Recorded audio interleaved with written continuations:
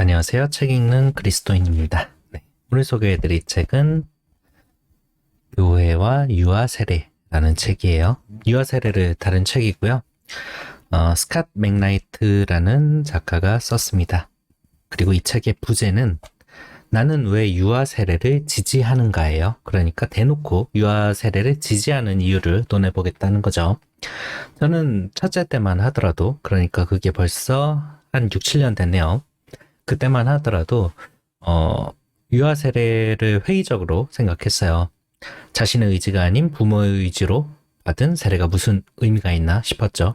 당시 제가 유아 세례를 싫어했던 가장 큰 이유는 용인에 살면서 할머니 때부터 다녔던 서울교회에서 유아 세례를 받아야 한다는 것이었지만, 어쨌거나 유아 세례를 긍정적으로 바라보진 않았던 것 같아요. 교회에서도 유아 세례를 유아가 아닌 부모의 역할에 집중하는 행사로 인식해서 교육하는 그런 분위기이기도 했고요. 근데 둘째 때부터는 좀 생각이 달라졌어요. 이런 유아 세례에 대한 제 입장이 바뀐 거는 한 1년 정도 된 것 같아요. 성경을 읽고 신앙서적을 접하면서 유아 세례가 내 아이를 구원하지는 못하지만 이 또한 하나님께 드리는 예배고 기도이고 언약의 자리이고 공동체성을 높이는 행사라고 생각하면 그저 감사함으로 이 행사에 참여하는 것이 맞겠다라고 생각했어요. 물론 요즘 같은 시국에는 삼가는 게 더 옳다고 저는 생각을 합니다. 아이를 위한 축복 기도보다 중요한 것은 주의 말씀을 접할 수 없는 비신자의 생존과 구원으로 이어져야 할 그들의 삶이라고 저는 생각을 하거든요. 침례교만 하더라도 유아 세례를 부정하고 성인의 세례에 집중한다고 이 책에 적혀 있어요. 저는 장로교만 다녀서 유아 세례를 오히려 권장하다 못해 약간 강제하는 그런 분위기였어요. 이런 교단 간의 논의만 놓고 보더라도 유아 세례 자체가 한 사람의 구원을 결정짓는 문제가 아님을 알 수 있어요. 그토록 중차대한 문제라고 한다면 모든 교단에서 유아 세례를 강제했겠죠. 장로교 내에서 쭉 교회를 다녔는데 유아 세례를 아주 강제하는 건 아닌 것 같아요. 그런 분위기는 아니에요. 한편으로는 유아 세례가 문제가 되는 게 유아 세례를 받았다는 이유로 내가 구원받았다고 확신하며 살아가는 사람이 의외로 많다는 거예요. 실제 설문조사에서도 이런 생각을 지닌 신자들이 많다고 나왔고, 세례가 구원으로 이어지는 티켓인 것처럼 가르쳐온 교회의 패착도 분명히 있다고 생각을 합니다. 그건 성인을 대상으로 한 세례도 마찬가지겠죠. 그럼에도 불구하고 세례는 아주 중요하죠. 얼마 전에 제가 리뷰한 로안 윌리엄스의 그리스도인이 된다는 것에만 하더라도 세례를 그리스도인에게 중요한 4가지 요소 가운데 하나로 손꼽아요. 성공회만이 아니라 장로교를 비롯한 대부분의 교단에서 세례를 아주 중요한 의식으로 여깁니다. 단 이때의 세례는 성인을 대상으로 한 세례에만 교집합을 갖는 것 같아요. 유아 세례는 교단마다 입장이 너무 다르죠. 침례교나 성결교만 하더라도 앞서 언급한 유아 세례의 폐해를 이유로 유아 세례를 극구 반대하는 분위기라고 해요. 이거를 다시 설명하자면 명목상의 그리스도인을 대거 양산할 뿐 실질적인 그리스도인과는 상관없는 일이라고 하는 거죠. 결국 자신들이 그리스도인이라고 착각하게 만들어서 복음에 대해 무감각하게 만든다라고 하는 거예요. 제가 침례교나 성결교 교단의 교회를 안 다녀봐서 모르겠는데 이 책에 소개된 내용으로는 그래요. 그게 미국과 영국 교회에 국한된 건지 아니면 한국도 그런 건지는 모르겠어요. 어쨌거나 교회와 유아 세례의 저자 스캇 맥나이트는 침례교 신자였어요. 그는 유아 세례에 관해서 부정적인 견해를 가졌었는데 신약학자로서 성경을 공부하면서 견해를 바꿨다고 합니다. 지금 그는 성공회 소속의 신학자이고요. 이 책의 결론은 확고해요. 유아 세례는 해야 한다. 그런데 신약학자인 저자는 신약 성경에서 유아 세례에 대한 직접적인 근거를 찾을 수 없다고 말해요. 그래서 중반부까지는 세례의 중요성에 집중하는 편인 것 같아요. 유아 세례를 이야기하기도 하는데 직접적인 논의는 중반부 이후에부터 쭉 이어집니다. 스캇 맥나이트는 세례에 관한 중요한 3가지 주제를 말해요. 세례는 우리를 그리스도와 연합하게 한다. 세례는 성령 받음과 교회 입교로 이어진다. 세례는 죄사함과 구속을 가져다 준다. 이런 논의가 아니더라도 기독교에서 세례의 중요성을 이야기하는 건 입 아픈 일이겠죠. 저자는 성경에 직접 언급되지 않은 유아 세례를 강조하고자 사도시대 교회를 이야기합니다. 초대교회가 실제로 유아 세례를 베풀었음을 논증하는 거죠. 당시 세례는 한 사람 개인이 아니라 가정을 주축으로 한 공동체를 대상으로 베풀어졌다고 해요. 이때 굳이 유아나 어린애를 제외한 채 세례를 베풀지는 않았다라는 거죠. 물론 이것만으로 우리가 유아 세례를 반드시 받고 행해야 한다는 이유를 설명하긴 좀 어려워 보여요. 적어도 저한테는 그렇게 다가왔습니다.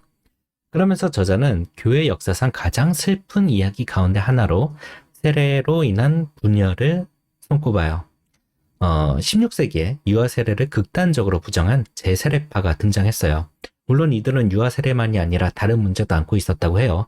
가장 대표적인 문제를 손꼽자면 사유재산 폐지 같은 걸 들 수 있겠죠. 지금도 뭐 그런 거 주장한다면 난리가 나겠죠.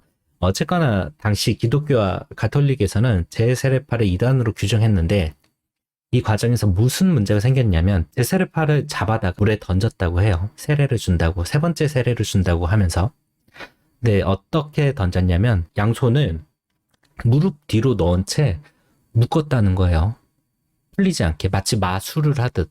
그 사람이 그걸 풀고 나오면 이건 구원받은 거고 아니면 구원을 못 받은 거고. 그래서 뭐 다 죽었겠죠. 재세례파 사람들을 빠뜨린 논리는 이런 거였습니다. 너희가 유아 세례를 거부했으니 유아의 모습으로 죽어라. 그리고 다시 세례를 받고 살아나라. 그렇게 하면서 재세례파를 심판한 거예요. 현대에도 이런 식의 대처를 쉽게 볼 수 있어요. 자신과 다른 입장에 처한 사람을 말과 논리로 꽁꽁 묶어서 도망칠 구석을 얻게 한 다음 심판하는 모습이 아주 흔하게 일어나죠. 왜냐? 우리는 대체로 원수를 사랑할 줄 모르고 대체로 무엇보다 용서할 줄을 모르거든요. 저부터가 그래요. 저자는 이런 역사를 언급하면서 오늘날 유아에게 세례를 베푸는 교단은 모두 오직 성인 세례만이 옳다고 주장하는 그리스도인 형제 자매들을 지지해야 한다고 말합니다. 이는 단지 그들의 주장에 동의해서가 아니라 종교의 자유와 양심의 자유를 지지하기 때문이라는 거죠. 즉 유아 세례를 강력히 지지하는 신약 학자조차도 이것이 우리의 구원과 사랑의 나눔보다 중요하다고 말하지는 않는 거예요. 그러니 유아 세례에 대한 찬반 의견을 가진 분이라면 이쯤에서 마음을 누그러뜨리시기를 바랍니다. 아우구스티누스가 말했어요. 유아 세례를 주는 모교회의 관행은 결코 무시되어서는 안 되며 불필요하다고 여겨져서도 안 될 뿐더러 그 무엇보다도 사도의 전통을 따른다고 믿어야 한다라고요. 아우구스티누스가 말했으니 우리가 무조건 따라야 한다라고 말하려는 건 아니에요. 그죠? 교계의 어르신께서 이런 말을 했으니 한번 생각해보자는 거죠. 저자는 여러 논증을 거쳐서 다음과 같은 결론에 이릅니다. 첫째, 하나님은 아브라함 및 그 가족과 더불어 언약을 체결하셨으며 이 언약은 아브라함의 생각과는 전혀 무관했다. 둘째, 언약 관계에 들어가는 것은 처음부터 가정의 문제였다. 셋째, 아버지가 하나님과 맺은 언약 관계는 그 아버지의 가족 전체, 괄호 열고, 어머니에 대해서도 이와 같이 말할 수 있다. 괄호 닫고 가 그 언약에 참여하는 것을 의미한다. 세례 자체가 가족을 대상으로 하는 것이니 유아도 함께 나와서 세례를 받으라는 겁니다. 현대에 들어서면서 가장 약화된 교회 개념 가운데 하나가 가족과 공동체가 아닐까 싶어요. 포스트 모더니즘의 영향으로 각자 좋을 대로 생각하게 되었죠. 물론 이것에 장점도 있어요. 하나님께서 주신 자유를 폭넓게 누릴 수 있게 되었다는 거죠. 이건 감사하고 또 기쁨으로 받아들일 일이라고 전 생각해요. 그러나 그리스도인은 그 자유를 마냥 누릴 것이 아니라 성경 말씀 속에서 우리에게 요구되는 삶을 바라봐야 한다고 전 생각해요. 그 삶은 내 개인만을 위한 삶일 수 없죠. 우리는 가정에서도 직장에서도 이웃과의 관계에서도 사회에서도 은혜가 흘러넘침으로 은혜를 전하는 축복의 통로니까요. 저자는 말합니다. 성경의 가르침은 하나님으로부터 비롯되었으며 가정을 중심으로 한 언약에 기초한다. 아버지, 어떤 경우에는 어머니가 언약을 체결하면 나머지 가족들도 함께 그 언약 속으로 들어가고 그 과정에는 자녀를 언약 신앙으로 양육하고 교육하여 그 자녀가 책임 있는 성인으로서 언약의 일원으로 성장하는 것이 포함된다. 유아 세례는 어린 자녀가 영적 성숙을 향해 나아가는 여정의 출발점이다.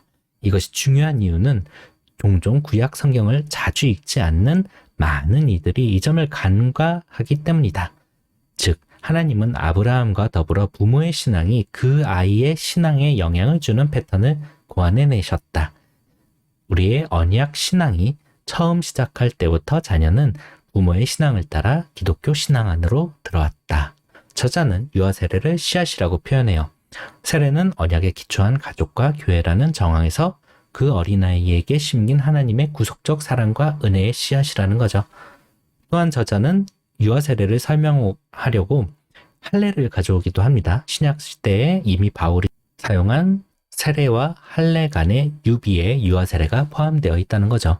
물론 저자는 유아 세례의 한계점을 분명히 말해요. 그럼에도 어쨌든 씨앗은 씨앗일 뿐이고 씨앗은 물을 주어야 자라난다 라고 하는 거죠. 솔직히 말해서 제가 이 책만을 읽고 유아 세례의 필요성을 모든 사람들이 확신할 수 있을 것 같지는 않았어요. 제 또래부터 더 젊은 세대로 내려가면서 유아 세례에 대한 의구심은 아마도 더 짙어질 것 같아요. 그때마다 교회는 유아 세례의 필요성을 설명해야만 하는 입장에 서게 될 거예요. 이 책에서 말하는 유아 세례를 온전히 성취하기 위해서는 우리에게 잃어버린 가정 그리고 공동체의 개념을 세우는 작업이 선행되어야 하지 않을까? 전 그렇게 생각을 했어요. 개개의 신앙도 중요하지만 구약에서 언급된 가정을 묵상하는 일이 지금 이 시대에 절실한 것이 아닌가 싶어요. 유아 세례를 받든 안 받든 그것만으로는 약해진 가정의 기능을 다시 세우기는 좀 어려울 것 같다 라고 전 생각했거든요. 그러나 우리가 하나님 안에서 올바른 가정관을 세우고 우리 가정이 하나님 안에서 축복을 누리길 희망한다면 유아 세례 문제도 자연스럽게 해결될 거라고 믿어요. 유아 세례가 씨앗이라면 이 순간 유아 같은 신앙으로 간신히 형태만 유지하는 가정들에게 그것이 심겨지길 바랍니다. 오늘도 기도로 마무리하겠습니다. 교회와 유아 세례를 읽으며 가정을 묵상했습니다. 유아 세례를 받든 받지 않든 우리 가정이 하나님 안에 있음을 고백하고 그에 합당한 열매를 맺으며 살아가는 것이 먼저임을 믿습니다. 그러나 이 문제를 흑백으로 나누어 무작정 거부하지 않게 하시고 무작정 옳다고만 주장하지도 않게 하소서. 축복으로 받으면 축복이 되는 줄 믿고 매 순간 모든 것에 감사하는 내가 되게 하소서. 우리의 판단과 방침으로는 하나님께서 만드신 피조물을 변화시킬 수 없음을 고백합니다. 부모로서 자식을 바꿀 수 없음을 고백합니다. 우리의 역할은 하나님께서 만드신 형상대로 자녀가 자라나도록 보조하는 것임을 믿사오니 오늘도 부모가 먼저 은혜를 누림으로 은혜의 통로가 되게 하소서. 예수 그리스도의 이름으로 기도했습니다. 아멘. 감사합니다.